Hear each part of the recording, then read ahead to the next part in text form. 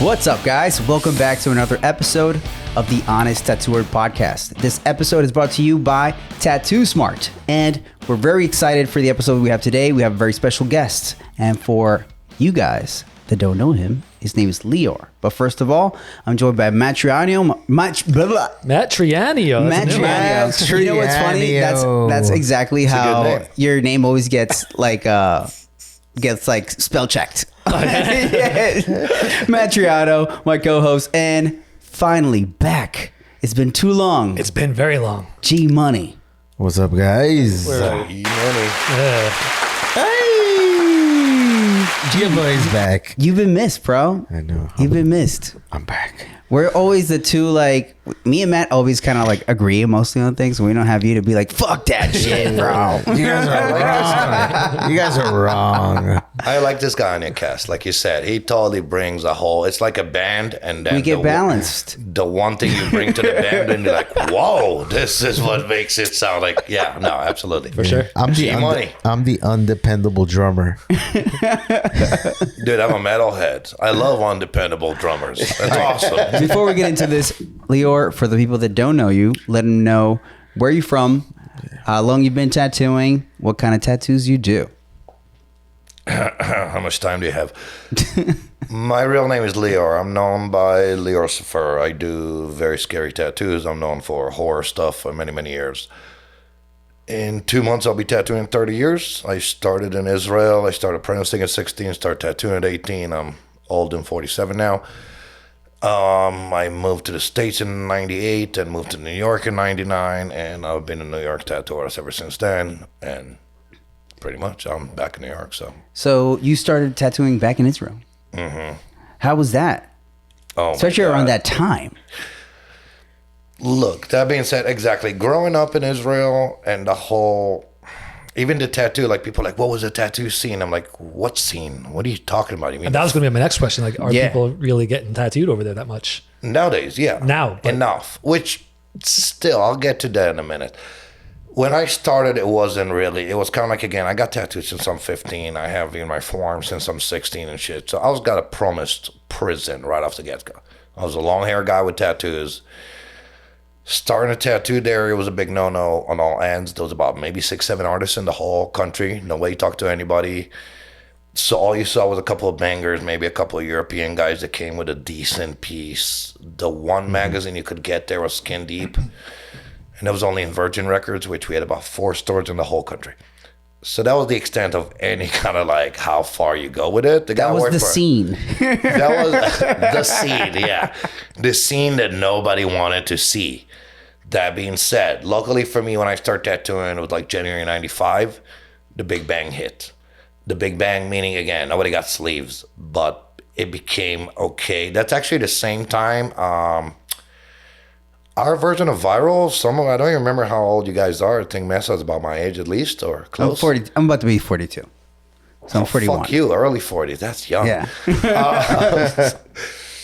The video, Aerosmith video, with his kid getting her belly pierced, and then we pierced 20, 30 bellies. Crazy. That was Alicia Silverstone. That was crazy, yeah. This was our version of viral. Same shit we have now, right? It got to that many people. There was MTV, there was that video. We saw it in Europe. You guys saw it here. And suddenly worldwide it became cool, and there was a tongue piercing later on. So it was a little bigger boom for this, for a little tattoos, for a little change there. And there I was an apprentice. So for an apprentice, that was golden. I worked for the best guy in the country back then, 10 levels above everybody. I realized that in hindsight.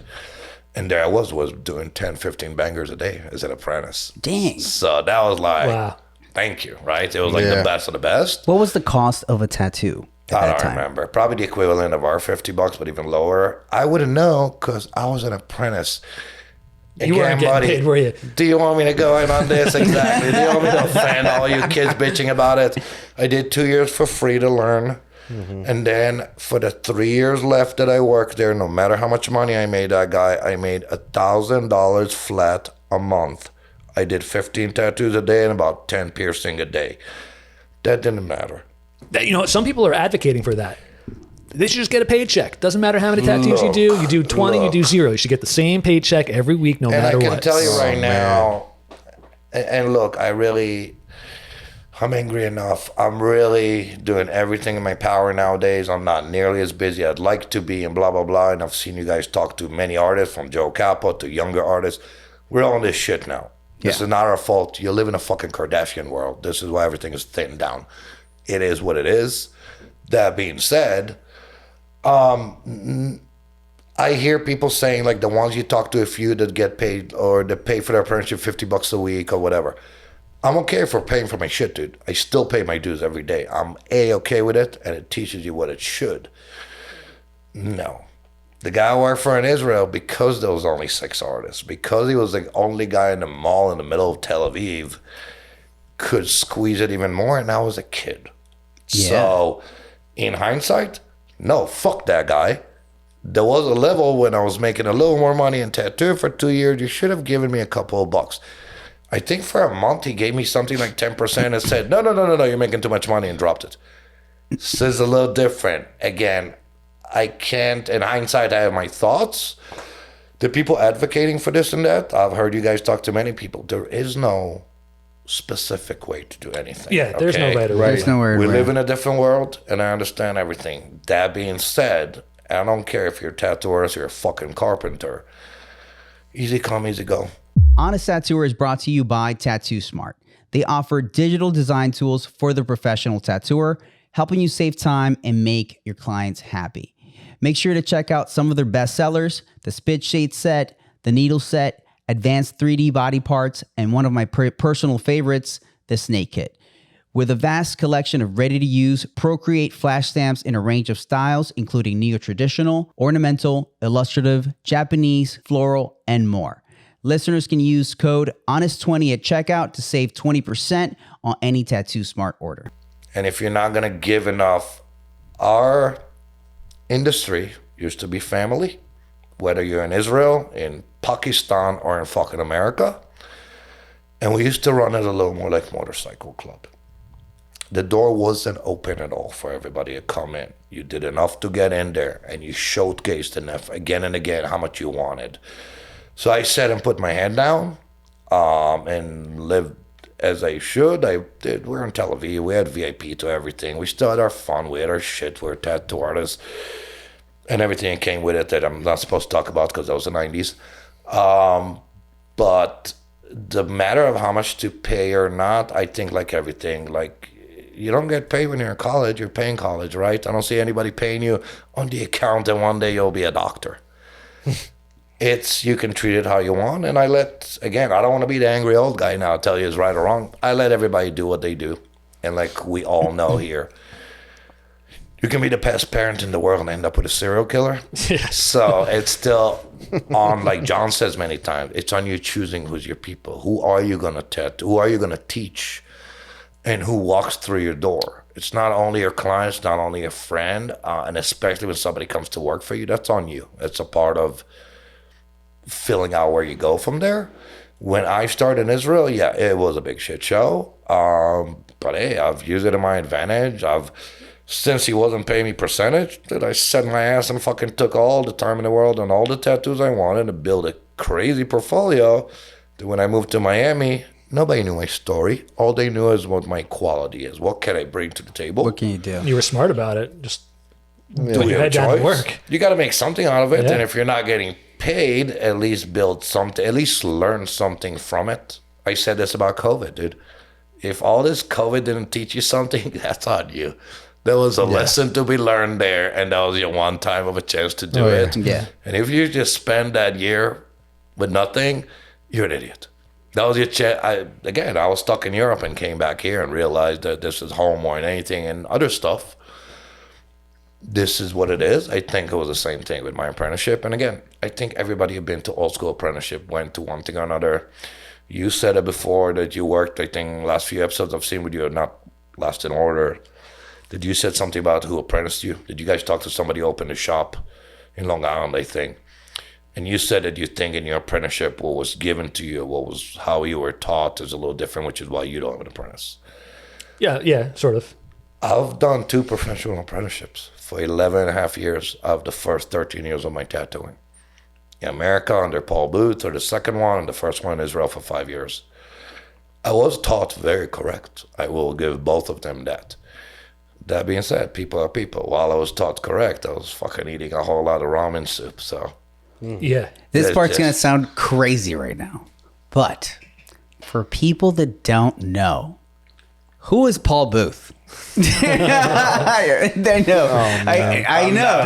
You're right. Not I like- know. There's a lot of younger Yeah. tattooers that I've brought names up to people, and they're like, oh, I don't know Who is that? Who is that? who is Paul Booth? Who is Paul Booth? Okay, we'll narrow it down really quick. And 'cause what again, was he to you at that moment in your career? Because that was a big deal. Every moment in my career, again, Paul Booth is half of my career. Paul Booth is the reason even you guys talk to me till this very day, or anybody knows who the fuck I am. I'm very clear on that.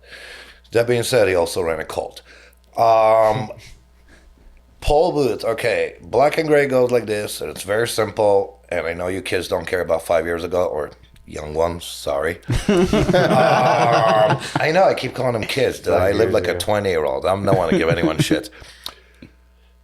Black and gray started very simple. Back in the day, if you wanted a really nice portrait, you got locked up. There was no other way. Go to jail. I'd literally go get locked up for a couple of months, see someone like Negretti inside. You'll get your kid, your mama, well, you'll get your portrait, right? That was it. In the outside world, I would say in the 70s, definitely before that, and probably up to at least mid 80s, it was a no-no. Every tattoo artist, from the people you do know, like Ed Hardy, to the people you don't know, which are just as good, the other 5, if you would do this on the outside, you would never get a shop in a tattoo studio. It was considered scratcher. It was considered it will never hold. And it was considered jailhouse tattoos. Okay, they try to bring tattoos to the public, which is what we all do even to this very day to perturb. Then was Freddie Negretti. Freddie Negretti brought from the prisons around late 70s, I would say, probably late 70s, early 80s. And him and Jack Rudio worked out in the barrios in East LA, and what's his name, Charlie's place. And they were the first one who brought fine line black and gray tattooing to be considered as a professional tattoo that will hold and everything comes with it. Good time, Charlie's. Good time, Good time, Charlie. Charlie's. The man himself. Paul Booth jumped 10 years later, jumped to early 90s, which now there's an eye-opening for, and that again goes to all you young people. Everything you do, not 90%, 100% of what you do belong to those guys. Those guys opened those doors, made it happen, swam way upriver against all the fucking currents, and said, no, we think that you can do this. There was Guy Aitchison that brought you a bunch of stuff. There was Aaron Kane. There was a couple of them. Again, really just a handful. When it came to black and gray, that was Paul Booth. There was Tony Olivas back then. There was Cap. There was Brian Everett. There was always high rollers on that. But nobody did what Paul did. Besides how evil he was and everything else, which obviously talked to people like me. He's the first guy who took black and gray and said, why are we not shading all the way to the line? When you do a sketch realistic, I don't see you stopping next to a line, make it look like a tattoo. So he kind of pushed that, and I think that's his biggest impact to the industry of the tattooing, of what he brought you. Another thing, Paul Booth, and again, he brought a lot of stuff like this, and if people would understand their history, they don't understand how much it means. I've said this in many podcasts and stuff, just so everybody's clear. There was no anyone in the world that could do what Paul Booth could do back then. If you want a Paul Booth tattoo, this is not like, hey, you want a Paul Booth tattoo now? The 100 really talented kids, they can copy it, no problem. That was not the case. Nobody even understood what he was doing. The same way I told John earlier, he picked up a liner, what we consider as liners back then, with a short stroke and not the long stroke, and that way he could stay in the skin more and build layers and did even technical stuff that was basically thrown out of the door anytime anybody will even suggest it for ages. You could not come in. If Leonardo da Vinci was alive now back then and be like, fuck it, let me try tattooing, they would have told him, no, not for tattoos. This is what people like Paul Booth brought you. And the rest is history. The rest is pretty much, again, people that you might still know, like Robert Hernandez.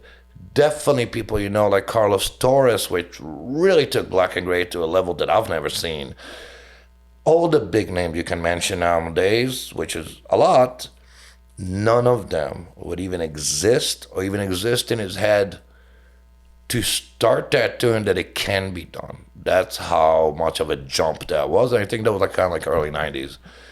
And that's who Paul Booth in a nutshell is. So I got a question for you. Based off of what you just said about how Paul Booth did all these things that everyone else said, no, you can't do it. That's not what tattooing. What do you say to the kids now? No, I just said the kids. What would you say to the young guys now who are saying who are trying to do all these minimalist tattoos, or trying to do all these fine line tattoos that a lot of people are saying you can't do that. It's not going to last. It's not going to age well. All I'm saying is everyone's this. saying no, but they're like, just watch me try it. Okay, and here's the problem is nowadays, you don't have enough education to know what you're talking about. I think that's the biggest problem. All it comes to it. Look, dude, I'm a guy, like I said, I tattooed for 30 years, and I'll repeat something. When Paul did his Art Fusion documentary about 20 years ago, whatever the fuck time that was, I can't remember, I smoke a lot of weed. We did a documentary, and I remember recording all the interviews and shit, and I remember Tintin in the room, first London convention. It's got to be about 17 years ago. Tintin sitting in the room. Tintin is the man. And Paul's like, artists and art and blah, blah, and art this and art that, and so many $1,000 words. And Tintin just started laughing. He goes, buddy, I'm a tattooer. Yes, I make some art, but I'm a tattooer. I remember him saying this, and that I've been repeating this ever and ever again. I've done solo shows even around the world. What do you think? I'm a tattooer. This is what I got into. This is what I do. So I don't care how good of an artist you are. You can't build a throne if you don't never learn how to build a chair. I'm sorry to tell you that. That's just science. That has nothing to do with your ability. It's a matter of like somebody need to teach you that 2 + 2 is 4, because you're not going to sit there and calculate and come to it on your own. And this is what I think they're missing. I love where tattoo's gone. The level of art's been pushed, which for us old school people, it's even better, because that was a real fuck you, because we were told for years you're not artists. So it's a nice fuck you to show the world how insane art those people bring to the table. Problem is, I can do an insane oil painting on a wall. That's not going to last. It's a freaking wall. I don't care how good of an artist you are. You're not a freaking magician. First rain, second rain, the third rain, especially in New York, we'll take it out. Mm-hmm. This is the problem with what they do now. I'm okay with you guys pushing it, but there comes a time. And look, I really don't want to be the old guy here on that end. But I'll be honest with you, and I just watched somebody say this about, you know how Japanese artists, if you're really a hori and they really teach somebody, it's supposed to take 20 years apprenticeship. 20 and 30 years. None of us in this room would have said yes to it, right? No way, dude. What are you, crazy? 20 years? 20 years of my life. You're out of your mind, right? But let me tell you, in hindsight, I understand. 20 years was the eye-opener of my tattoos. I was taught how would the tattoos look in 10 years. But 10 years later, I'm only tattooed for 1 year then, so that don't mean shit. Mm-hmm. So now 10 years after the 10 years, I reevaluated everything. And that was a real eye-opener for me for my thoughts. This is not about what's right or wrong anymore, and I don't give a fuck what you tell me anymore. I'm taking advice and always trying to learn, even from the youngest artists. But what I have in my head, from tattoos that I wear, from tattoos I see, from tattoo conventions, from people, friends of mine, they're old enough to be my grandfather, tattooed as long as I'm alive and told me stuff. They all learned. We all learned. It's called life. This is the problem with the younger artists bringing a lot and pushing it. Push it when you know what you're pushing. Yeah. Mm-hmm. I want to drive home something that you said, because I think that people who have been tattooing for like 11, 12, 13 years, they'll try to argue, well, I know what my tattoos look like 10 years later. But if you're only tattooing 1 year and you're seeing your stuff 10 years later, that's probably not the best representation of your work. You didn't know what you were doing 1 year in. So if you remember a few weeks back, we had Ed from Tattoo Armor on the podcast, and he was able to hook us up with a discount code for our followers. So Tattoo Armor is literally the best way to wrap your client. I've been using it. Matt's been using it, and it's just awesome. There's no mess, there's no glue, and it's just super comfortable. I hope you can try it for yourself, and just go on to Tattoo Armor and use the code Honest Tattooer for 20% off your order. Dude, I learn every day. I've never got to any. I was famous for a minute too, and I had all the articles in the wall and all everything in the wall. Who gives a fuck? I've never got like people are like, oh, like I'm an artist. I always have more to learn. I've never had formal art training. I can look at a guy start tattooing 2 weeks ago and learn something, whether it's what to do or what not to do, but I will learn something. Nobody's watching me work. Nobody's watching any of us work. Not me, not Robert Hernandez, not any of us do. We work at a convention. We look at each other all the time. We go and look at those kids. They don't come back to see, like they go and sit. I come to your studio and you sit in your little corner. Dude, I used to charge for freaking seminars. I work with this guy, I'm not going to mention his name. It was the worst half a year of my life. Not the worst, but in the tattoo experience of it. And both him and his apprentice were like, when I told them, hey, you guys want me to show you some stuff in black and gray? And they're both like, what? No, what do you mean? And I was like, hey, you do color? He's like, yeah. And I'm like, can you show me stuff? Oh, of course. I'm like, then dude, I've put a freaking DVD and seminars about it. I learned from people like Paul Booth. Maybe I can show you something, but he's good enough. His shit is good enough. He didn't need my help. I do. I need everybody's help. From the most traditional artist to the most fine line artist, dude, there's always something to be learned and always something to grow from it. Oh, yeah. It's, you know, absolutely. You do you. That's all it is to it. But all the time. That's one of the things about why I think it's so important throughout your tattoo career to definitely experiment with different styles of tattooing, because each style relies on certain things that are so specific to that will make you a better overall well-rounded tattooer. Like, you want to do crispy tattoos, you need to be able to pull a perfect traditional tattoo. Dude, it's so funny to me to hear people say that now. I don't do that style. I'm like, what are you talking about? Are you talking about, dude?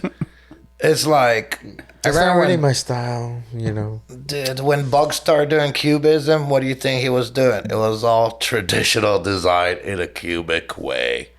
And he used to do, what was it, for 2 years, that guy did only Celtic in like, what, the fucking early 90s?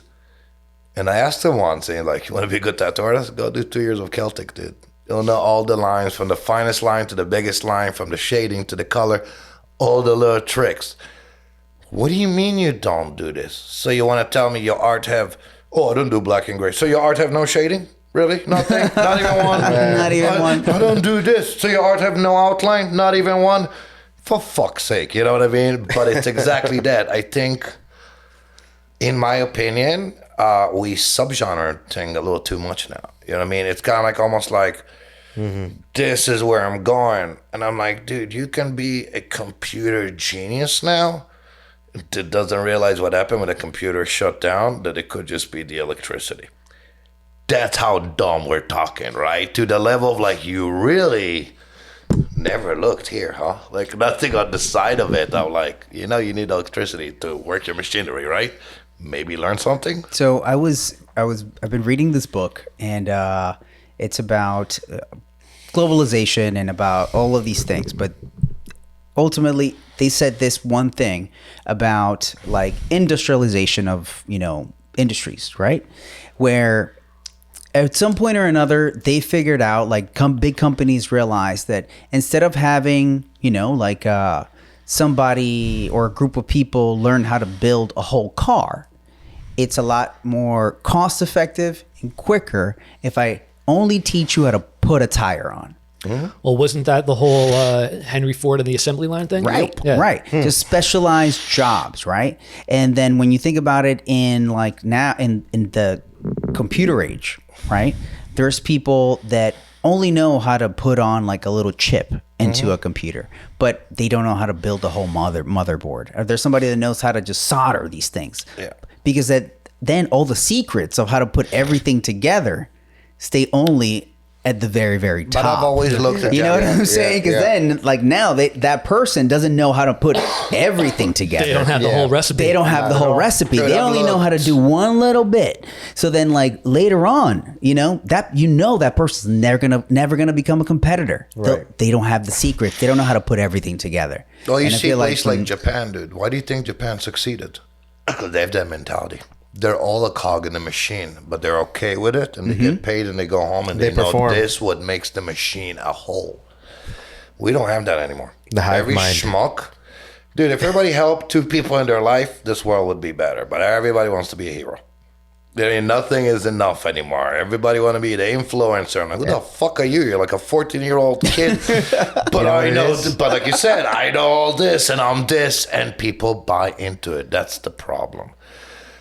It is what it is. How effective or whatever. Dude, my brother's been programming DOS. Do you remember DOS? Yeah. Yeah, I remember that. So my brother's been programming since early 80s, the heart of your machinery, including military and all. Floppy disks. Floppy disk. We still run around. You know that our nukes are still floppy because you can't hack them. So he comes, I remember my cousin, back in the day, I've lived with him in Astoria with late 90s, and he was a tech recruiter. So my brother comes visit us once, and my cousin goes, what do you do? My brother goes down the line, because this is Israel, it's not America. There's only that many people. And he goes down the line of what he does, and my cousin goes, whoa. You just mentioned 20 different jobs. No, dude, we do it in America because we have too many people. A lot of countries learn how to do this, like you said. The way everybody has work. I mean, we did that when the market fell down in 2008. Everybody like, man, I used to work for a computer company. I'm like, you weren't even the assistant. You were the third assistant. Like, you weren't even making the coffee. You're the one putting the sugar in the coffee. sugar in the coffee. But technically, you're in a computer company. Yeah. And this is what we did. And it brought people to think highly of themselves or whatever it may be, I think, that brought us to where we are now. We kind of sugarcoated as it is. I think, again, because I am a little older, we had no option. This is just, there was a comedian just said that about, like, who knew that before I had a phone, I was a freaking guru. Yeah, I saw that. He's like, I used to take a shit. Just take a shit. He's like, I used to sit on the bus and just stare at people. I used to do stuff because I had to do it. Nowadays, it's like it's a click here and a click there. Yep. And you don't need this because, like, somebody wanted to make a new set of Flash, and I was like, yeah, just put the thing of, like, Google engine. That's all you got to draw. That's your new Flash now. But that's what people got used to. That's basically what it is, and it goes to everything, whether it's tattooing or computers, like you said, or whatever it is. Well, that's what I've seen now in our tattoo industry now. A lot of people that maybe 10 years ago spent all their time specializing in this one thing. And now it's not cool anymore. And then that thing ain't cool no more, bro. Nope. It's the same as like if you specialize in, fucking one industry and then all of a sudden that industry is gone. If you were like, a BlackBerry repair person, dude. Like, Yeah. Here's like, what, where's your again, career now? I hope you figured out something else. Here's what young people should understand, and this is way before me. This is from tattooists like Philadelphia Eddie. Okay, this is from people that I looked up to, not because of their art, because of, again, I got into this world and I learned. I mean, James, a good friend of mine, people in Miami that have been people have really been there a lot before me. Tattooists are tradesmen, and a good tattooist for years told you, I want to be able, when you come to my shop, I want to be able, basically what Amazon is doing, that was a good tattooist. It was like, when you come to my shop, I can do a black and gray portrait, I could do a Japanese bodysuit. I would offer you whatever the fuck you want. If not me, a guy with me will do it. And that was the whole thing about it, not to, I specialize in this. I'm like, that's not going to get you too far in life, dude, because life changes and things change. Things change. And it's exactly that. It's like, the whole, like, oh, we do black work. I'm like, so you do outline. Like, not the black. I'm not talking about the black. And you do I'm solid shading. Dude, I'm an old school tattoo artist. That was the ABC of learning how to tattoo, was to do a freaking clean outline, right? Yeah. I started with a single.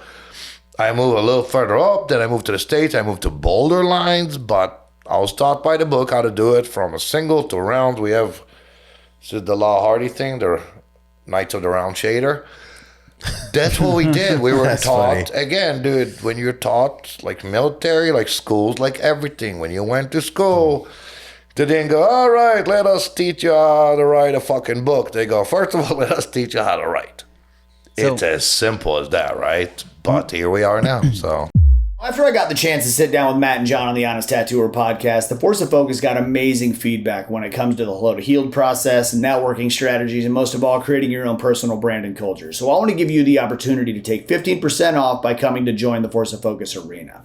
Now, this is a community of high-achieving tattoo artists who are all here for one reason: to be around like-minded individuals who all want to grow not only in our personal lives, but within our businesses. We're going to walk with you side by side to build out every system you could ever imagine to not only ensure the fact you're on the right path, but how to be able to see your dream life and then achieve it. Now, I have a laundry list of artists who have been able to achieve their dreams, and if you're ready to do the same, click the link below and let's get a conversation going. I want to go back to your story. So you're in Israel. Then at what point did you move to America, and how did you get because you said you've done 2 formal apprenticeships. Your Yes. first one we just talked about. How do you get to America? How do you connect with Paul Booth? How does that chapter of your life start? Since I was, according to my mom, since I was 10 years old, I already bitched about Israel being a shit place. And that's before I had the long hair. I was a skater, long hair, metalhead, tattoos, the whole 9 yards. So again, I was just promised prison pretty much. And again, to all the young ones, skateboarding, not a crime, is not a statement. It was a crime. We did get busted for it. Tattooing was not really legal. Heavy metal was not really music. It's just a different era of how things were looking. So back then, for us to do all this, I think we weren't bikers, but we hung out with them kind of deal. You know, we're still on the outskirts of society. Yeah. I always wanted to move to the States. Even the guy I started apprenticing with knew it. Everybody knew it. I worked with him for, so I was tattooing 3 years, working there about 5. He really brought me down. He really didn't want me because I was making the money and whatever and blah, blah, blah. Then Ami James came to Israel to work with us for about half a year. He had some immigration problem, whatever the fuck it was, I can't remember. That's when I met Ami. Ami talked very different about what I was doing. I was like, oh, dude, I can get you a job tomorrow. Not a problem. You're a great tattoo artist. I'm like, what? Really? I was told those shit. I was told I cannot tattoo ever and don't even try. They'll eat you alive. Ami talked different. Then Ami left. And about 2 months later, I got a phone call from him. He's like, we got a spot in Miami. And again, it's a little longer than that because they told the guy I wanted to leave, and he basically almost fought me in his house, telling me I'm a piece of shit. I still owed him 3 years and whatever the fuck. Ami called and I left. Basically, I went to the States with a duffel bag. And I was like, hello. It is like... What year is this? Yeah. 98. March 98. 98. Wow. And I moved to Miami. I landed. I went to meet Ken and Michelle from... Ken Cameron and Michelle from Tattoos by Lou. And a day later, I was at Tattoos by Lou making 50%, which was, again, if you read my story, that 50% was like, fuck yeah, we're rich. Like, it was like I'm getting paid. But a day later, I started in Miami. Worked there for 2 years. I would say about half a year later, I started hearing that Paul Booth finally opened a shop. Now, understand, I try to get tattooed by Paul since I was 16. I met him when I was 18. I went to the first tattoo convention in Dunstable, the 10th anniversary of Dunstable. I took his first seminar ever. I didn't know it was his first ever, but I took his seminar. I tried to call him for about 2 months before to start my sleeve, because by then, this sleeve was almost done by the time I was 18. By then, I purposely had nothing on this arm, on the thought that I would like Paul to tattoo it so I can learn, so I can see, so I can ask, so I can whatever. 2 Old months school couldn't seminar.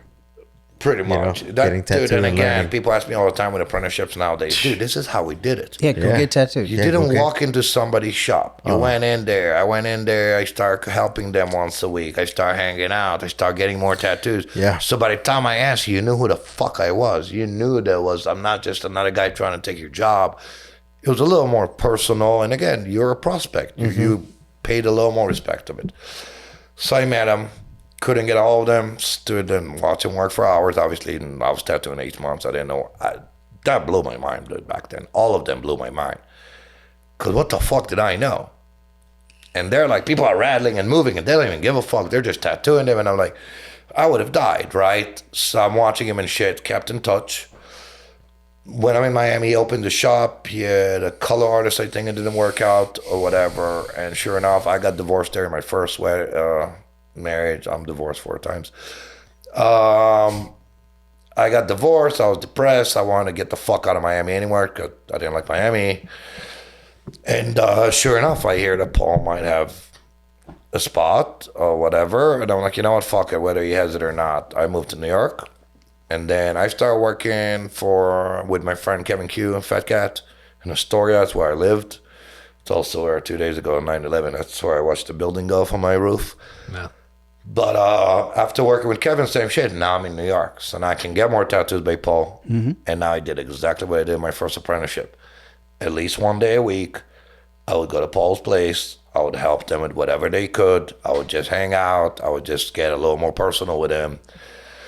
And then once he fired that other dick, he basically called me right away and offered me a job. It wasn't an apprenticeship. It was a job. Same thing. I never jumped on it. I don't fuck people over.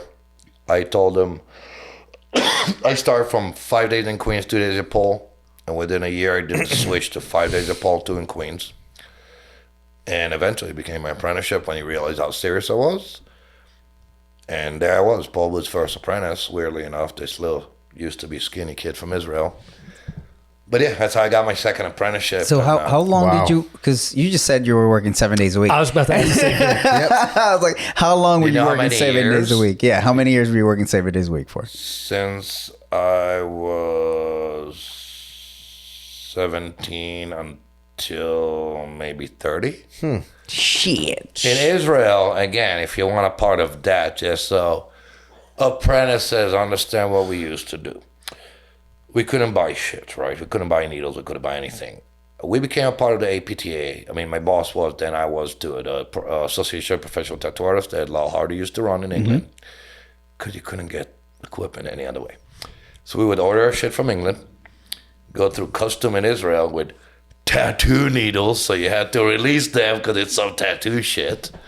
And then we made them. I made them. I was the apprentice.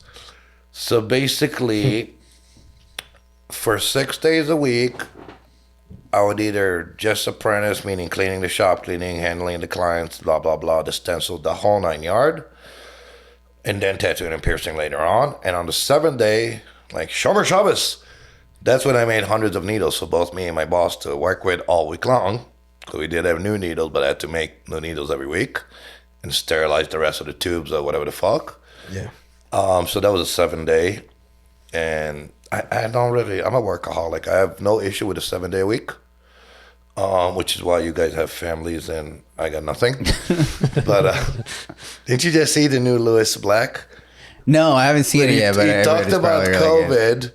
And he goes, and then 5 days later, your brain started to do the tricks on you. You're like, and where is it now? Where is this girl that wanted to be with you? And you're like, no, it's my business. I want to focus on my career. Like, yeah, look at your career around you now, buddy. Your career is just you and yourself. And I was like, oh my God, the story of my life. But he was on point on exactly that. I'm like the bass player for Metallica, dude. I have no issue with that. My career came first. Because again, tattoo artist is not a fucking job. It's a life. The same way I can't stress enough, like a motorcycle club used to be. This was not hey, it's cool to do. There was a lot involved. When we started tattooing, all my friends said that before and after me at that time. There's 2 things that were being told to you back then. First, when you're getting a real job. And second, if you're an artist, why don't you have art shows or in the galleries? And that was it. Nobody was like, I gave my parents finally one of the bigger articles that were done about me on the top 100 thing they do in the magazine every few years. I literally put this in a plaque for my parents to be like, here, to make you proud. I did something. Did you, kid? Because that's like people have trophies. Yeah. Fuck trophies. Trophies are for your parents. And that's exactly that. That's what shut my parents up and everybody else. When I became famous for a minute, when I made money for a minute, which is already gone, but you know what I mean? It was like, that's what it took back then. There was no, oh, this guy, and he tattoos all these famous people, and he's driving a Ferrari. It's like he's driving a what? It's like, if you want to be rich, you did not become a tattoo artist. Oh, That was never a part of the deal. That's one thing where, like, when I started tattooing, I never thought, I was like, oh, that's going to make me rich. I was like, no, that'll give me freedom. Yes. Yeah. That's what I thought tattooing was for me. I was And like, it still does. tattooing is going to, yeah, and it'll give you freedom. It'll give you freedom from, like, you know, especially when I started, it was like, you know, I had to get up for work at like 5 a.m. to be at a gym at like 7, you know, to start training my clients. And then I'd have a midday break, and then I'd work till very, very late every fucking night. And I was like, oh man, once, you know, I started hanging out with some tattoo artists and I saw their lifestyle. I was like, damn, they just be hanging out and drawing and fucking, this looks like a sweet deal. I've been doing this since I'm 18. I know. And again, dude, my life, like I said, the book I just wrote, everything, nothing ends in me being rich and famous, by all means. I just paid rent and we're back to ramen. It is what it is. But in the worst days of my life for the last 30 years, I wake up reminding myself how awesome it is of the decision I made to be a tattoo artist. I can look the way I look. I can smoke my freaking weed. I can do the little things that a lot of people really... It's funny to me too, because a lot of people I'm older now too, so I do wake up early, sadly. But it's funny to me because a lot of people, I call it the midlife crisis of a tattoo artist. And a lot of people in their 40s, and some of them I understand because it's the wives and kids. Some of them is not. And they're like, I start tattooing now at 9 a.m. I'm like, why would you do that? And they're like, well, you know. And I'm like, go tell anyone with a regular job that by choice, your sorry ass is doing this at 9 in the morning, right? Yes, you're correct. The level of freedom we got with it was unreal. And it only got better. And again, dude, look at us now. We came like, I don't know how many years we're tattooing, but when I started, you weren't promised any of this. You were promised like disaster, basically. You're promised like what? You're going to hang out with some biker friends and shit, which is awesome if people don't know. But that's what we were promised. You can fast forward to now. Dude, we happen to be living in the renaissance of tattooing. Fucking enjoy it. Because none of this was promised to us. And none of us got into it. And bring you back to what you guys talk about. That's the problem with the younger generation. It's a generational thing. So there was one nerd back then who decided to do computer and knew that it would be smart for him to do it. And now he's sitting really well, better than all of us. Where nowadays every fucking schmuck thinks, oh, I'll just do this and do YouTube and I'll become another millionaire. It became a little too different of how they look at it. You know what I mean? Once it becomes oversaturated, it's hard. John and I were just talking earlier about a mutual friend of ours who did OnlyFans, and she was telling me the other night, she was like, I was OnlyFans rich, and now she's struggling. She was like, it's too oversaturated, too many people are trying to do the same thing. It's easy coming to go. Yeah. So, but same thing with tattooing. Like, the same thing with everything. I grew up with a guy who did computers, right? I grew up with hackers. I grew up with all these people, right? I was a skater. I didn't give a fuck. Do you think there wasn't another? There was a million Zuckerberg. But he happened to be the one guy at the right place at the right time. Yep. You really never know. Same goes with tattoos. I think whether you guys or some other podcast just talked about it. You're the schmuck that ended up doing 2 bangers on famous people. It became even more famous. And now people think you're good. You're not. You just happen to be the guy who did the bangers on him. Yeah. I've tattooed a lot of celebrities. That's never made a big deal about it.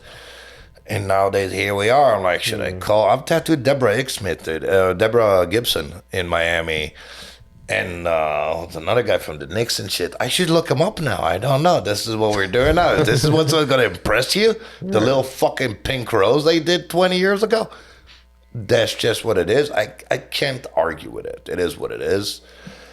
I try to make the best out of it. That's pretty much the extent of it. And again, just like you said, every day of my life, I try to remind myself, I'm okay with my decision. I'm okay with what I chose to do. And as much as it might not be happy for your parents or for whatever, or for you sometimes, we live better than a lot of people. At least on a mental level. At least on how many people tell you, oh, I can't draw, but I can do. I'm like, you can do whatever the fuck you want, dude. It's on you. I respect everyone that, you know, has issues with like mental health, but every now and then I talk to a tattooer that is dealing with stress from tattooing, and they're overwhelmed because they're tattooing, and I'm Then like, they should never be here. I'm like, dude, Simple. if you think this is stressful, Right.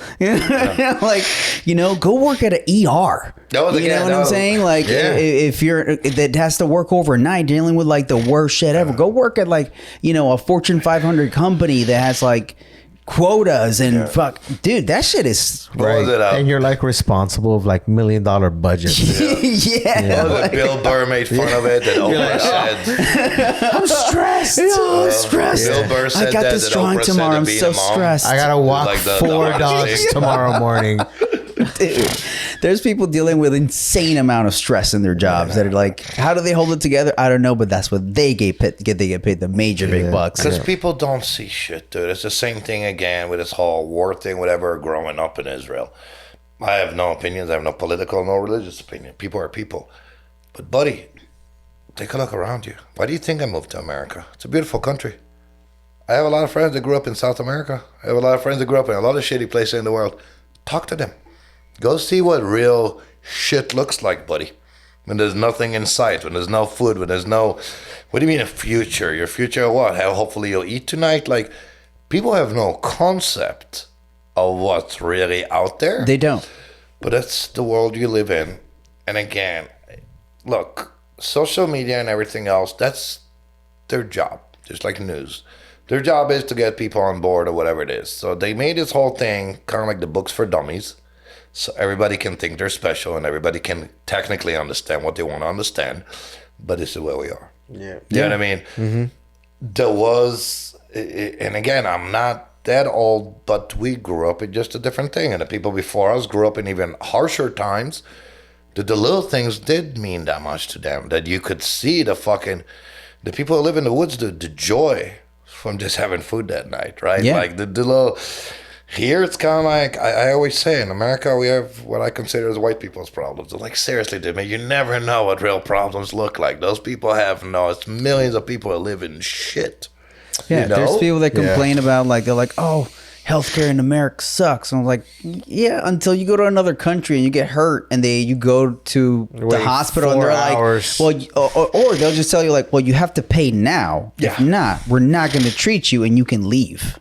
Dude, I've lived in Europe, and if you're not from there, it was just as expensive as here. I'm like, what happened to Europe being cheap? And they're like, you're American. I'm like, you motherfuckers. You son It of was a seriously like €200 a month. I'm like, I'll get back to you when I die. I was like, seriously, it was the same shit, yeah. Or my friends in England. His dad goes there, he's 80 years old. He's like, he's having a heart problem. Well, you guys can sit here all night. That way, if he has a heart attack, he's here already. They're not taking care of you that quick. It's like, dude, it is what it is. Like everything else.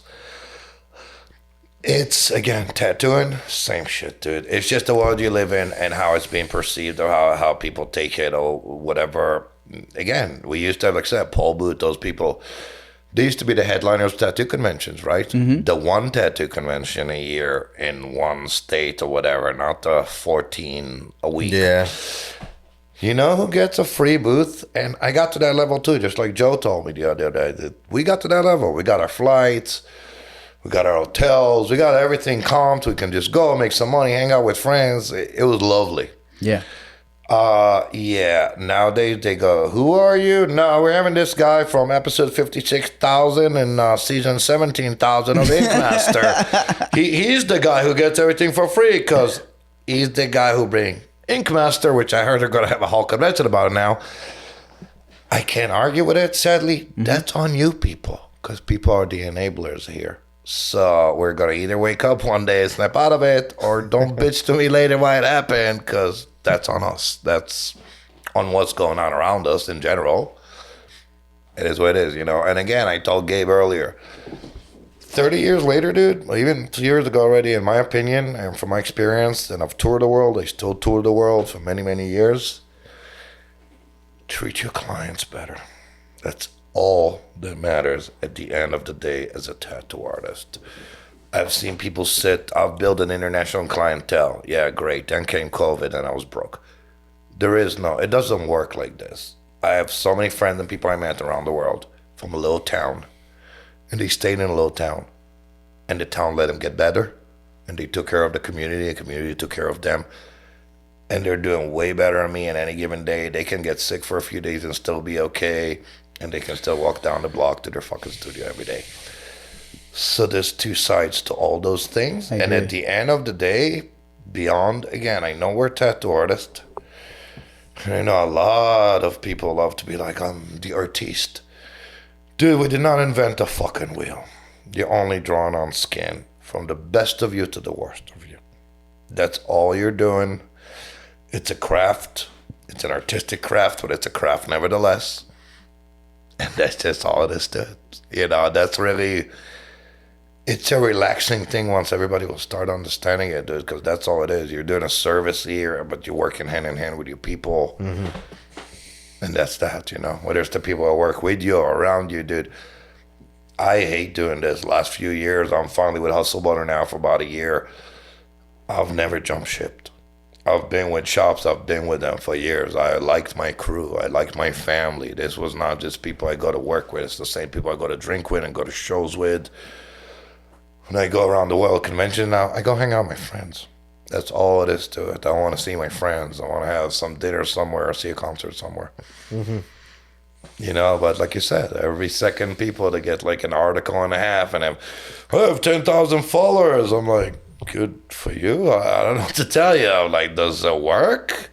And half of them now? No, it doesn't. It doesn't. I have friends that, you know, have been huge names in the tattoo industry, and you know, when you look at their online presence, like it's not, you know, as big as it was. No. But overall, you know, they still built great relationships over time. Oh, and we unfortunately we got G Money. We're losing Gabe. I gotta go, guys. Love y'all. G Money.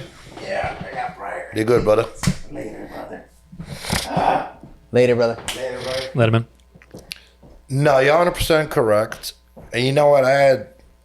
When I was still famous, about 10 years ago, I had a kid, and back then I really didn't give a fuck. Not Instagram, dude. I opened Facebook when we left Paul in 2007, which was already too late, and I opened Instagram too late, too. I always do it too late. Nowadays, I'm trying to be on top of it because I need work. But basically, I'll never forget, because some girl reposted my stuff, and again, she was really impressed, and blah, blah, blah, because of what I do. It does have its uniqueness, and I hold what Paul used to hold. If you like evil shit, you will like my shit. My attitude, my everything. This is just my life. I'm a metalhead. I'm a part of that. And I'll never forget, and the one guy goes, who is this guy? He's only got like 2,000 followers. And I usually don't answer those people because I'm not going to fight the internet. But I was in a good mood. I was probably high. And I go, you know what, buddy? I also have a whole bookshelf with books and magazines from around the world with articles about me, about 10 to 20 pages each. What's a magazine? And I go, it wasn't even then yet. It was a little before. But I go, are you impressed now? Like straight up. I was are we good now? Are you impressed? Can you suck my dick? Like, what the fuck, dude? But that's how people look at it. Yeah. And look, we're all older. We all understand that this is the world we live in. There's a lot of incredible artists sitting on top of a mountain, and for fuck's sake, good thing they don't come tattooing because they'll wipe all of us out there. Sure. That's good. I'm glad you keep it as a hobby.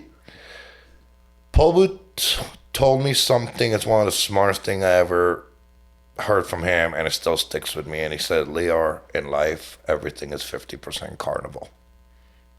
And that's the extent of it. Because that's in a nutshell what it is. And look, even me and my notoriety is for me to make fucking more tattoos.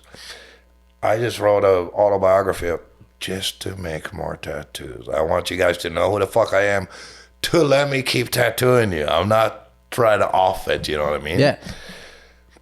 You do you, or whatever it is. Sadly, again, where I see our industry now, and the same thing you heard it from Joe, the majority of it is not going in the right direction. And I can't even blame them because half of them it's not your fault. You live in this kind of world. That's just the way it is. You need to know when to get your head out of your ass. That's pretty much all it is. And the world's job is to get your head in your ass because that's how they make money. I think that'll come with time. Yeah. Maybe. For most of us, most yes. of us, yeah. Yeah. Question is what will be done in that time. I think. I think it'll come back. I honestly, and I said that already 15 years ago, and I still do. I said that to Gabe earlier. I go, look, buddy, I start getting tattooed in early 90s, okay? And I'll never forget, because when I walk, my first tattoo is I'm a skater. It's a Mike Vallely, fucking Paul Peralta, the elephant. Back then, you could already subtly walk into tattoo studio and do other art that wasn't on the wall. And that was a wow moment. That you could actually get Boris Vallejo and Frazetta and all that, right? And that was an eye-opener. Wow, you don't have to get... I have one piece of flesh on me my whole life. I don't remember from whose flesh. Here we are, 30 years later. And let me tell you, buddy, I'm about to make us my sixth set because flesh coming back. Because that's the thing that's not on Google now. But we're people, and we do this, and we go in circle. And I believe that people like us that did it, and yes, I will say it the right way, in my opinion at least, by building a brick house. Something you love, something you believe in, something you don't need to be a gatekeeper of it, but you build it solid enough that you can go through those. I think Adam Sky talked about it not long ago about, dude, we've been through 9/11, we've been to the 2008 collapse of the markets. We've seen that, dude. I was in Israel. Every time something blew up, the building I worked at blew up. That obviously hurt work for about a month. But you go through it. But it's not something that was secondary for us. And I think it will come back. Because again, this is still a medium, dude. So all these tattoos and all the internet in the world, the same way the shit they tell you on the news and shit, eventually people will wake up and be like, I know what they told me on the news, but I've been outside and it's not like that anymore, right? That's when, like, you know, you'll hear people tell you like tattooing is just, you know, bigger than it's ever been, and I'm like, dude, yeah. I get it. I get your statistics, dude, but You talk to other people, it's not that story. yeah, if you talk to tattoo artists, But they won't tell you they're jamming as much as they used to be, you know? You heard the numbers with tattoos in America. It was something like 2-point-something billion this year, and the 4,500 think the next year, the year before, it'll be $4.9 billion. Yeah, it's growing. The money and growing is and growing. there. The problem is that there's 2.5 schmucks that we as tattooers know that they're not good. They are collecting that money, whether they're putting you under for $100,000 or whatever the fuck they're doing there. And by the way, to all these people, for $100,000, I'll get you the best tattooers in the world to give you a bodysuit, and I'll have enough money to pay for their hotel in a 5-star hotel. So you're not getting a deal on that. But I can't fight society. And I think, like everything else, some of us will learn. Some of us will get grinded along the way there, which is the sad part here. But that's life, right? It doesn't it's matter life. what you do, and it is what it is. The most constant thing in life is going to be change. Things are always going to change. Sometimes they don't necessarily change for the better. You're going to have stints of just rough times. And I think that we're at a point in tattooing, like you said earlier, I think we're in a renaissance. I think we're past the renaissance. The renaissance of tattooing. I think we're in like that, like if I had to compare it to like fine art, we're in that like weird stage where somebody could like take a urinal, put it in a corner, and they say, this is fine art. And they're like, yes, I will pay all that money for that urinal in the corner. Post-Renaissance, we're at the age that all these great Renaissance masters already apprenticed 50 under them. Yeah. And now all of them are doing amazing art and just signing this guy's name and just winging it. Right. Well, which is, when we compared to fine art, there was that era where, like we were talking about, like there were all these masters. They had all of these, like, apprentice painters, and then everybody could do an amazing realistic painter, and then it came another artist that was like, I'm gonna splatter shit on the wall and This just is what paint I this always thing said. in blue. And they were like, that's different than all of that awesomely fucking rendered shit. That makes me feel something now. I've always said that we went backwards. Yeah. We reached the top of, look, you cop, dude, in Renaissance. Well, like, you just said it. It's all cyclical. how funny is it that, you know, in Renaissance time, the lowest level of artist was a portrait artist, because of course you're supposed to know how to draw what's in front of you. And look at tattoos now. The highest level of the people they look into are people who are doing super realistic.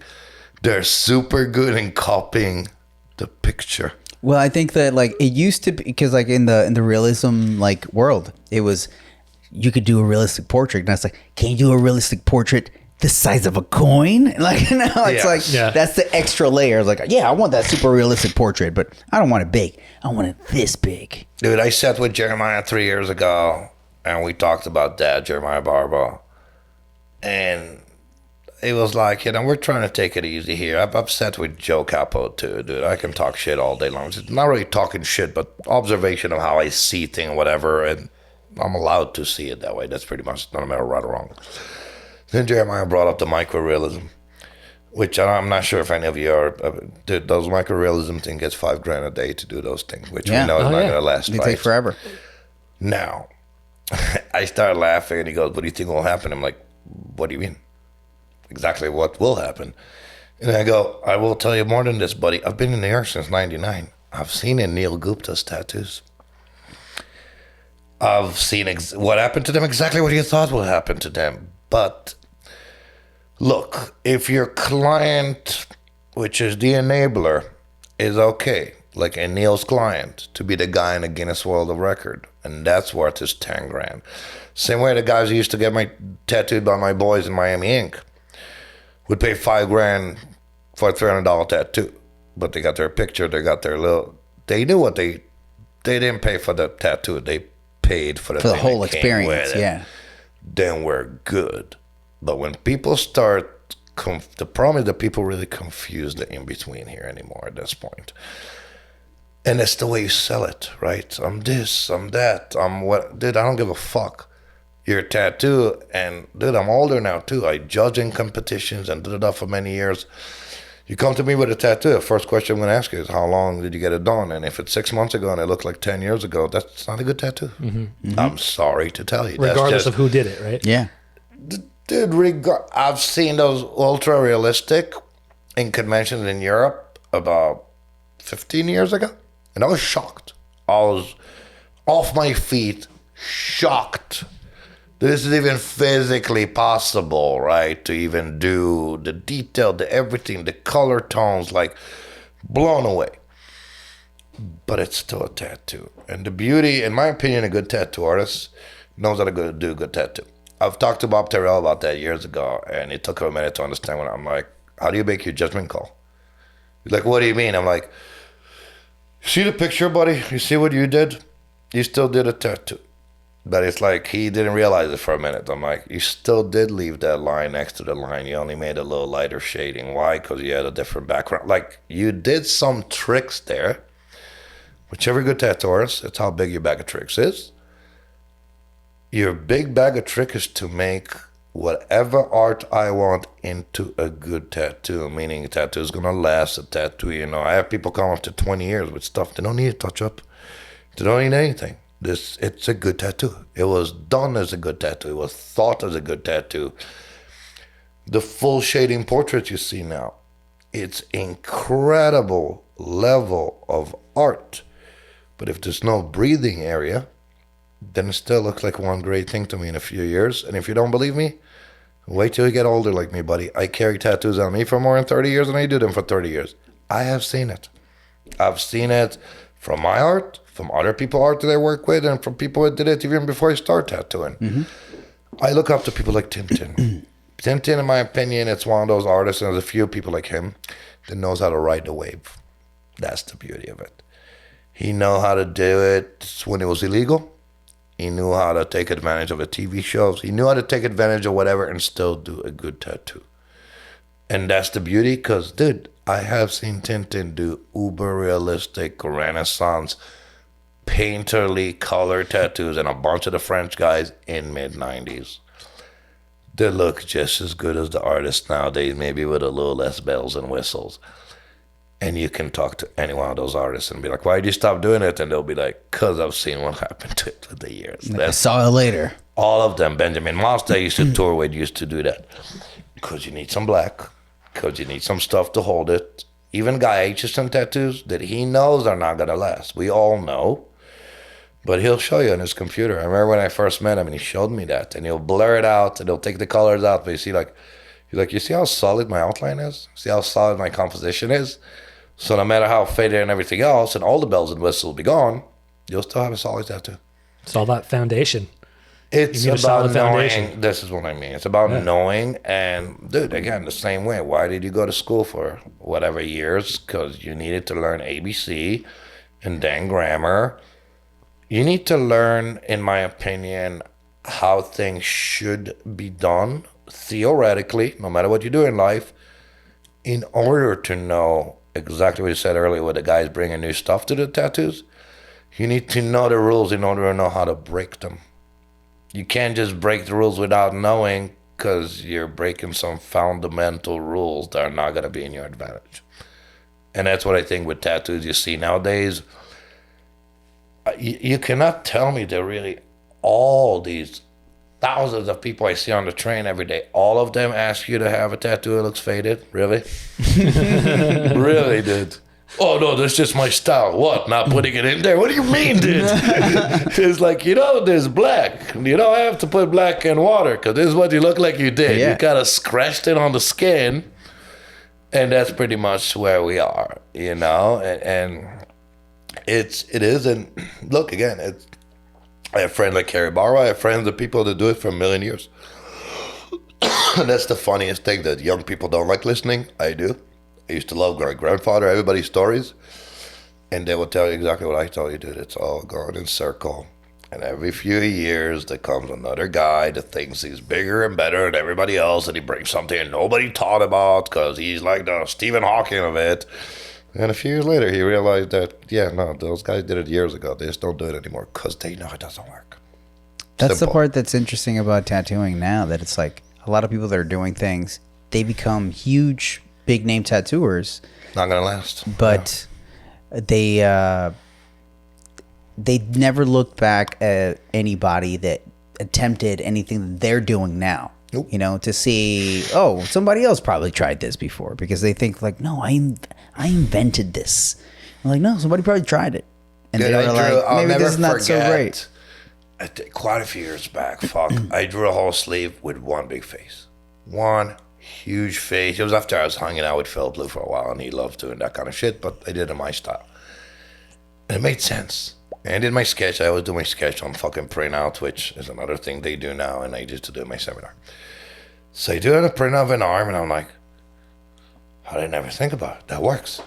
It actually works. It's only one eye and a nose, but like, it worked. And it killed me. For days, I'm like, no.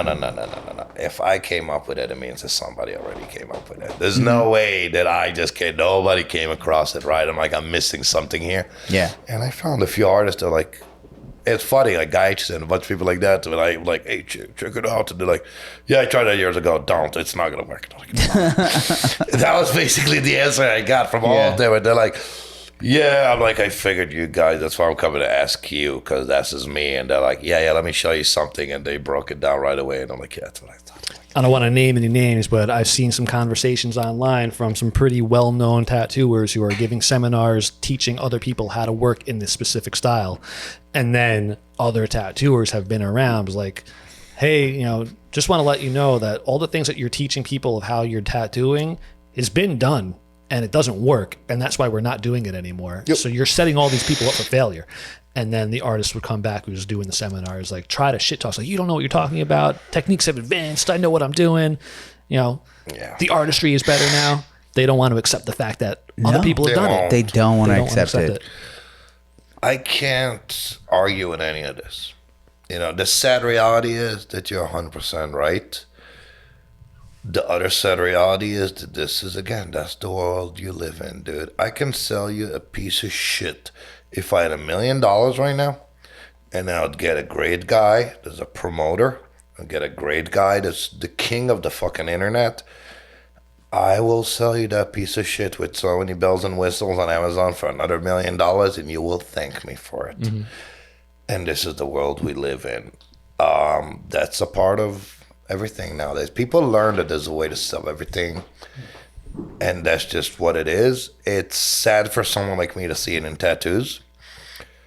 I'm proud of the 1.5 people that see it for what it is. And dude, again, I work with a lot of younger artists now that come in and out, a lot of guest artists. It's always funny to me when I have a client come in 15 years later. The guy just brought his kid the other day, and he has 2 sleeves in the back I did about 15, 20 years ago, which, just so we're clear, I'm not a confident artist. It still blows my mind. I'm like, really? I did that. Oh, that worked. The fact that it's still solid with no need for touch-up, because you always think, oh, I got better 10 years ago, whatever. I don't have that concept of, oh, I'm this and that. I never did. And all these young guys are like, you did that? I'm like, uh-huh. And they're like, wow, that's really cool. How long ago? And they're like, oh, that's 15 years ago. Their eyes go. What? Whoa. What? I'm like, if you ever want help, you come. If you ever want, and I've never had an apprentice. There's a lot of, like, this guy, Jimmy D'Alessio, did my chest.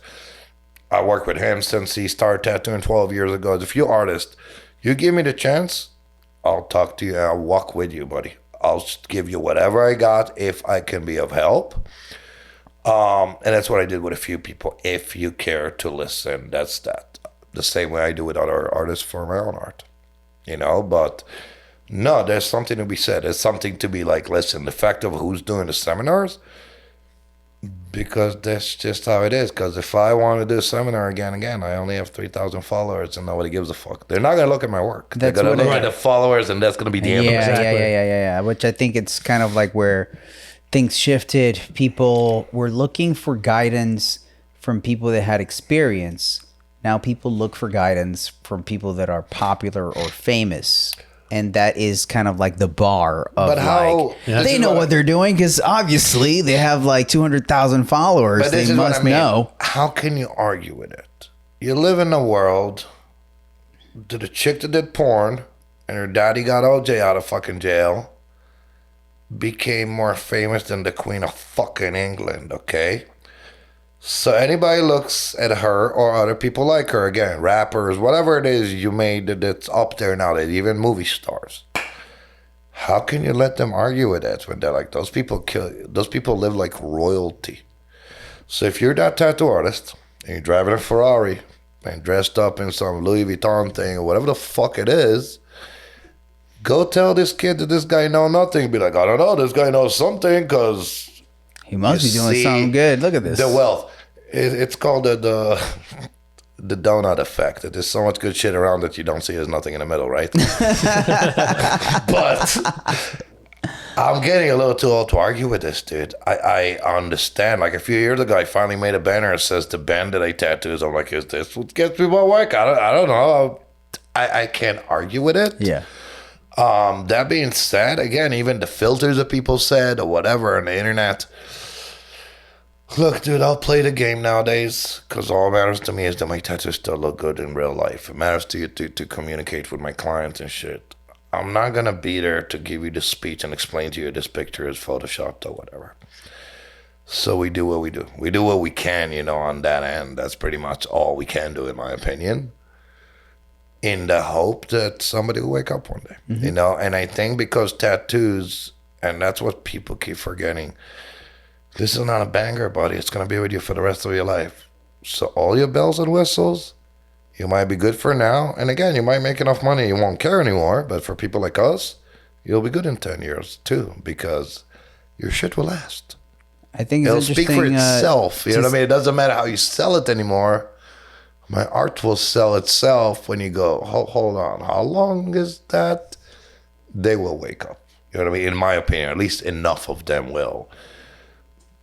And that's pretty much that. The few schmucks that made money along the way, dude, everybody did it. They did it before with fucking movies. They did it before with music. Mm-hmm.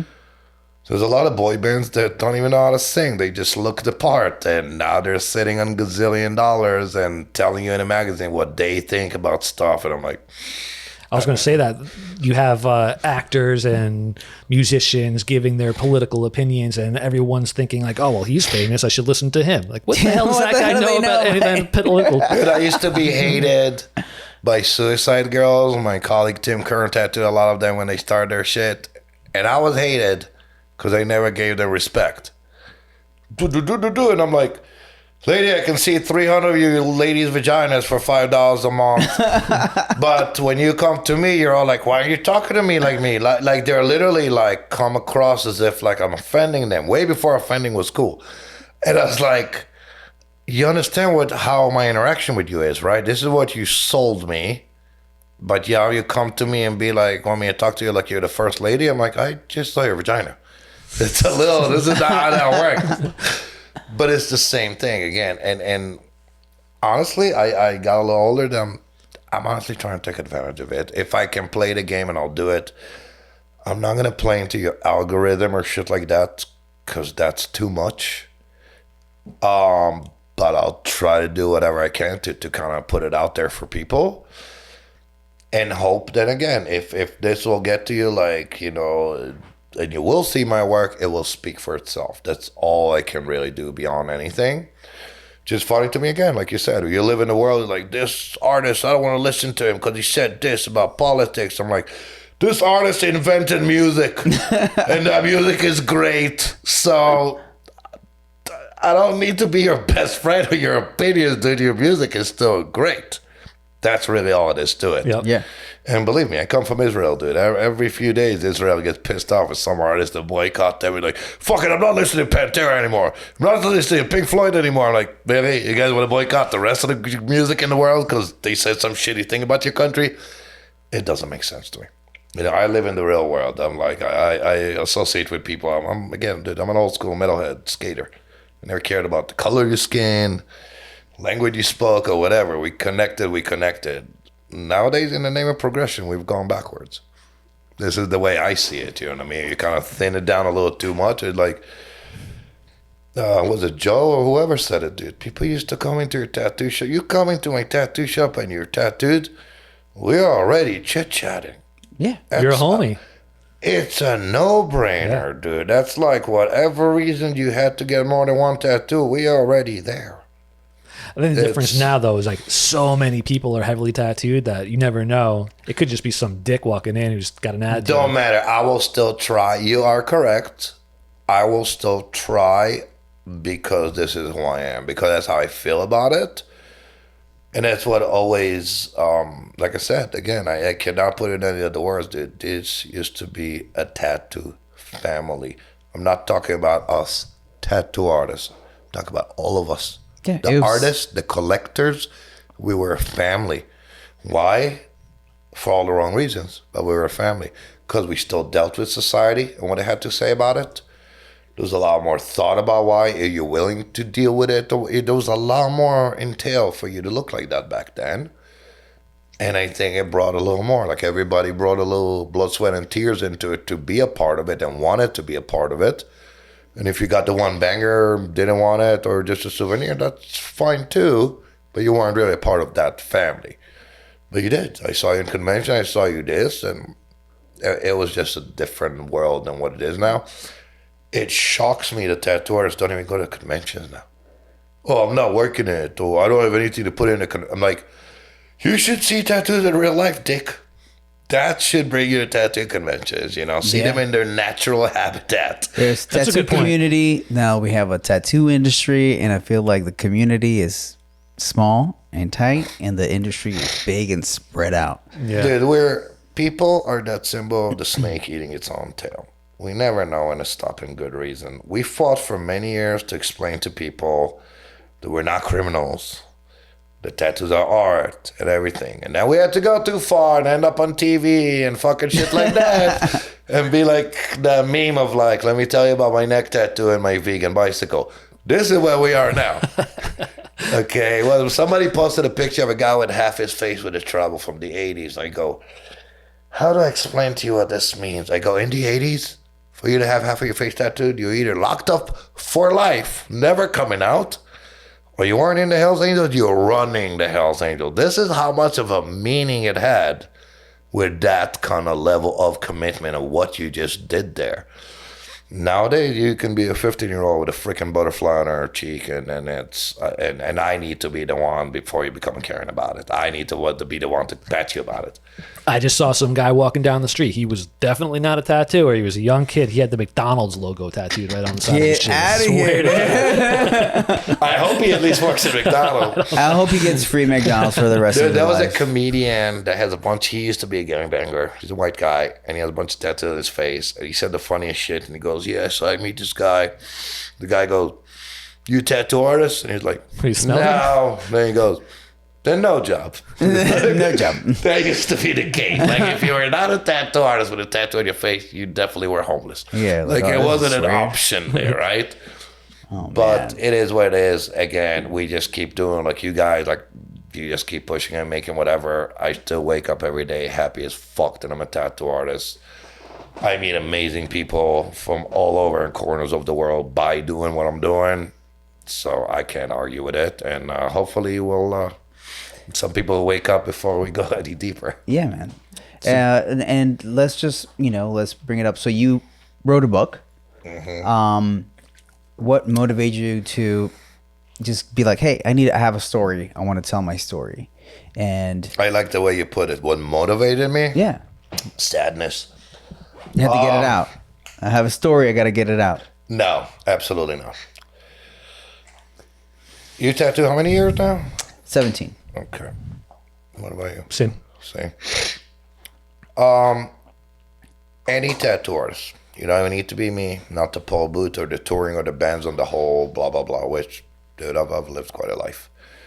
Especially for a fucking kid from Israel. None of this was ever... Your radar. I've way overlived my dreams. It's not even funny. When you live that kind of life, you'll be told, as I'm sure you both have been told by now, you should write a book. I come from the era when people were like, hey man, you guys should have a reality show, because that's how cool tattoo shops were and still are if you have a tight crew. And with the way we live our life, even more. Even crazier, even more, from working for Paul and tour on Slayer and you name it. There's a lot there. Proudly, my whole life, and then not my whole life, but the last at least 15 years, I've been saying I'm too busy doing my shit. Why the fuck would I write a book? People are always like, man, we love hearing your stories. I'm like, that's good. Like, you should write a book. And I'm like, dude, I don't have time to write a book. I'm doing my shit. So sadly, we've been that slow. So You have the time. Now's the yes, sadly, I had the freaking time to sit at home and write a book. And this is what we do, and this is why New York is home. We fucking hustle, dude.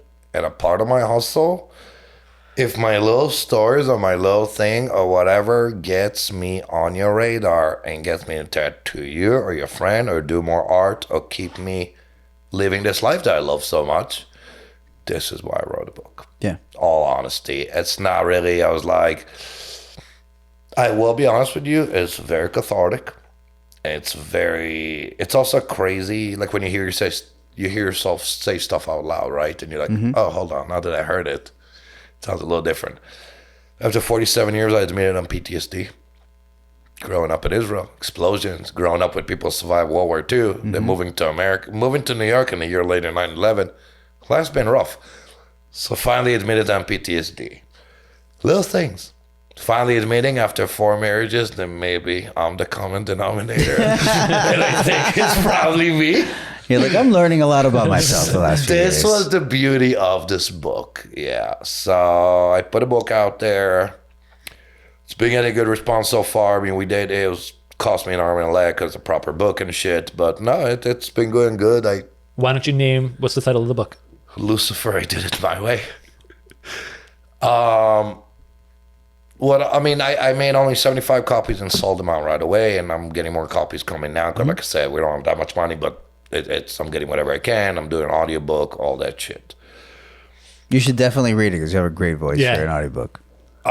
Dude, even after you talk to me, you'll read my book, you'll hear my voice. I put emojis in my book. So you can see me rolling my eyes and laughing. Like, That's great. Anybody I read it was like, oh, that's totally you. I'm like, of course it's me. It's my fucking book, dude. It's like, I'm not trying to be a writer here.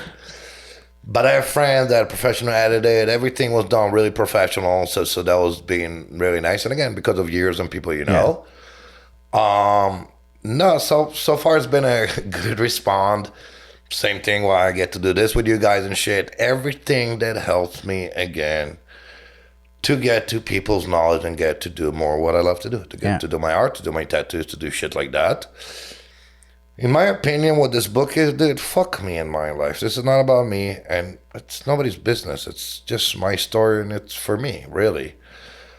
The beauty of this book, I'm another person to put to you in words what changed in this world. It's as simple as that. Again, it's as simple as, like I said, I grew up in the 80s, and from my skateboarding being illegal and ended up in the freaking Olympics, from metal not being music and ended up in Olympics, from tattooing being illegal and us being some famous Being people mainstream now. on TV shows. So this, That'll be in the Olympics next. Yeah. it probably will. Probably maybe, I don't know, X game flying in the air, something crazy that makes no sense. But yes, I think in my opinion, that's the one thing. I'm not here to teach anybody or show anybody shit, dude. This book does not end in me being rich and famous or any of that. It was nice to put it out there. It was nice to and so far it's been going good enough. And again, I'm now another person to show you my opinion of how the world changed, or if, like everything in life, like I told you, with you guys, my clients, with everything, if you can take something from it, then have at it, buddy. You know what I mean? I say this with my clients all the time. I don't give my clients shit, dude. It's a two-way road. My clients give me as much as I give them.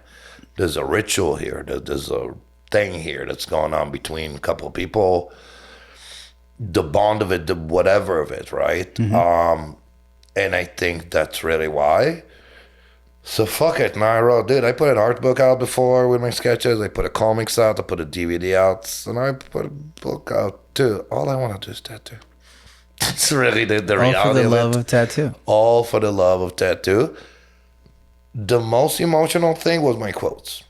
I got a few quotes from a few people, quite a few people. My friend I'm doing a bodysuit on, he's a good friend with Andre Serrano. You know who Andre Serrano is? The guy who did the Piss Jesus fucking photograph years ago. He's a huge photographer. Like, he's in all these big museums and shit. He's the guy who just put the book about Trump. Oh, shit. Cool. Okay. The photo book.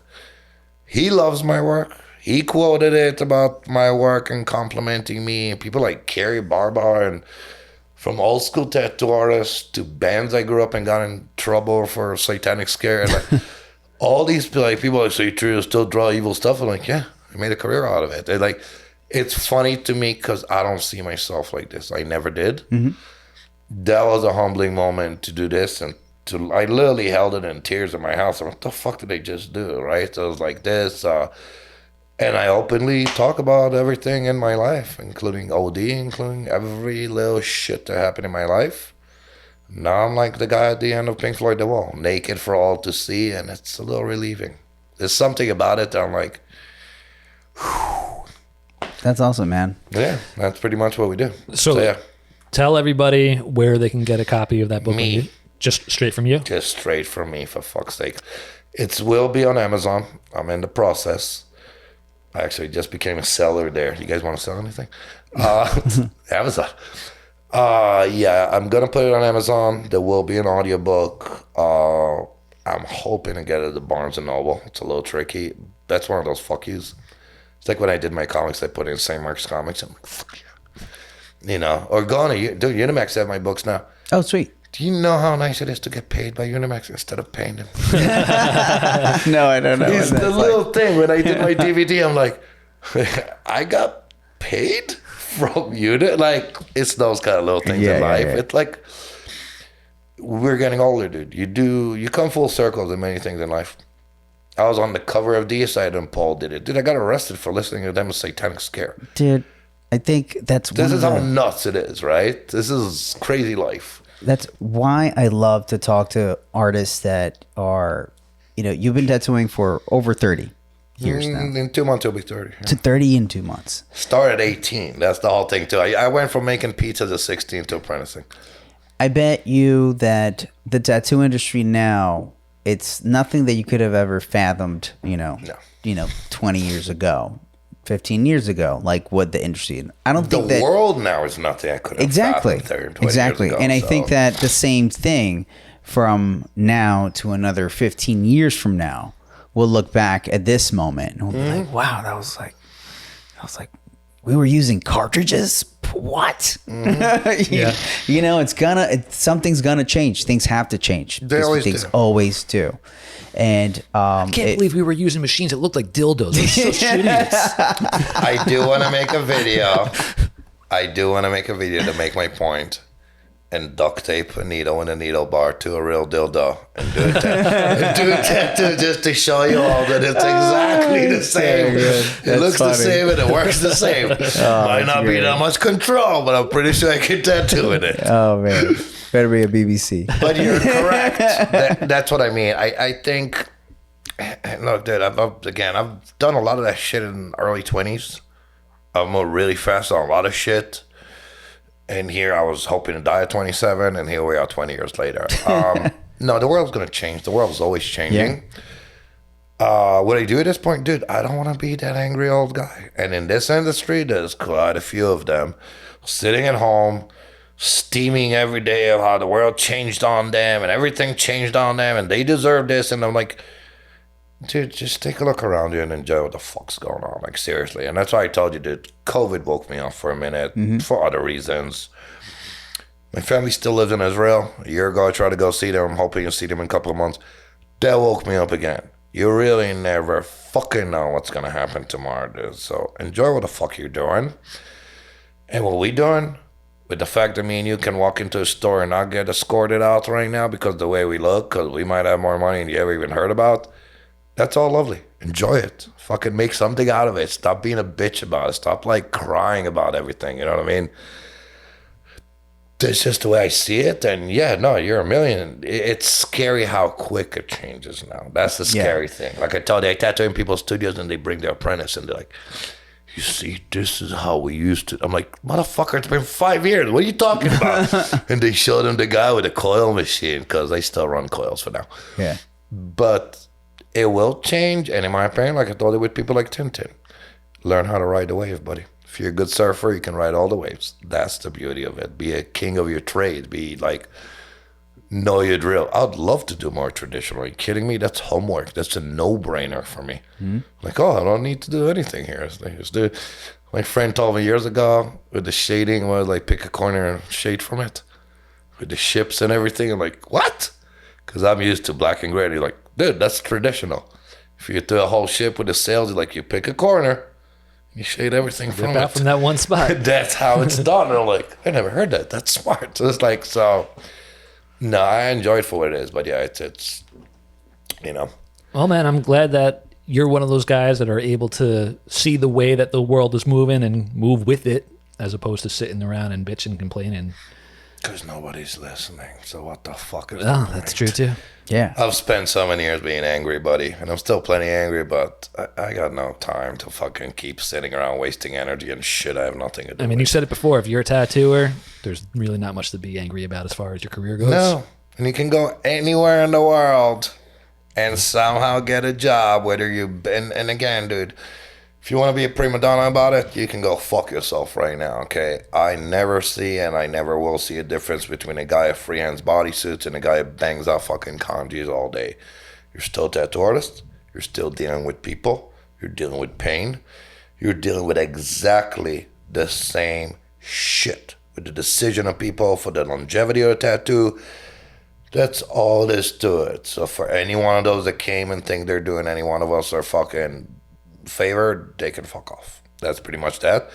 And if not, and you both have seen it as much as I do, when you're 17, you're seeing another 17. They will fuck off whether they like it or not. That's how that industry works. Whether they'll get cock-blocked by the industry eventually or by their own bullshit. Because you're no king shit, dude. There's always a kid around the corner that can do better and Always. better attitude. For sure. And that's what should keep you on your toes, you know. When that guy told me coming to America, they'll eat you alive, I'm like, this is what keeps me good, dude. I don't want to be a big fish in a small pond. I need the competition. I need to it's healthy. It's constructive. It keeps me pushing. You know, I don't want to get comfortable. I never did. So, Well, guys, I think that's a perfect way to kind I think so too. of wrap it up. I think, man, thank you so much for sharing so much with us, and thank you for having me. you know, and for writing a book, and you know, telling your story, man. Because I feel like for artists that have been doing it for as long as you have, the thing that all artists nowadays should be doing is looking back and just listening. You know. We should always listen. Yeah, that goes without saying. Like I said, dude, I don't give a fuck who you are or what you are. You should get off your pedestal. Yeah, you can always If you learn from decide to be somebody. a tattoo artist, get off your pedestal, because there's nothing new in what you're doing. I got a painting right over here, small painting, and it was made by a tattooer friend of mine, and Ryan Thomas from Black 13 out in Nashville, and it just says, "Get off your high horse. You're just a tattooer." Yeah. And I think that simplifies it Yeah. all. Perfect. It's kind of like a meme. It hits home. It's all I need to say. There's no more to it. That's why I don't like those arts where it shows you a circle and there's a book explanation. I don't want your explanation. This just hits home, and you can think about it later, and there's a lesson to be learned here, and you will learn it later, because that's the way it is. That's fine. So. All right, I just want to thank our Patreon supporters before we go. We got a couple of people who jumped on, and the first thing I want to thank someone who joined as a free member recently. I've said it in the past before. We do have a free member tier. Nothing gets added to that free member tier, right? Yeah. So if you are a free member, thank you for supporting and at least just being there. But unfortunately, it doesn't do you or us any favors. So, but Fabian Mendoza, thank you for at least attempting to support the show. Yeah, thank you so much. And then we have Soul Inky and Evan R, who joined on. Those guys will get the after show, which is a couple of extra minutes of extra content that didn't either get into the show, or you'll see some other stuff that we've posted previously specifically for the after show. So to get that, head over to patreon.com/honest-tattooer and sign up to be a Patreon supporter. Thank you guys so much for joining us again. Thank you so much to our sponsors, Tattoo Smart, Tattoo Armor, and Force of Focus. And we will see you next week. Bye. Bye. Hell Satan.